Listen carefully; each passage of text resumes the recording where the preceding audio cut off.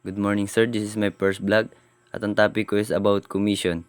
Sa commission, ang ginagawa lang is magmumultiply. Ito ang tanong. A salesperson sold 400,000 worth of product and received a 5% commission. How much is the commission? First step is write the given. The given is 400,000 is the worth of the product sold by the salesperson.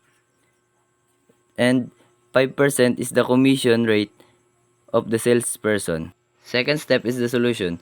400,000 times 5%. Hindi may mamultiply yung 400,000 sa 5%. Kaya ang gagawin is ika-cancel out yung percent.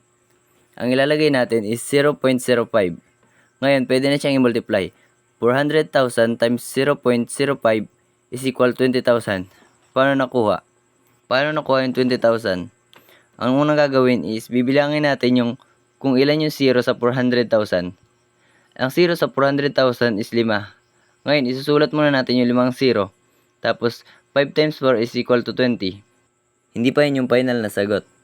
Para makuha yung 20,000, kailangan rin natin bilangin yung 0 dun sa 0.05. Para maging 20,000, kailangan natin i-cancel out yung dalawang 0 dun sa 20,000. And ang final answer natin is 20,000.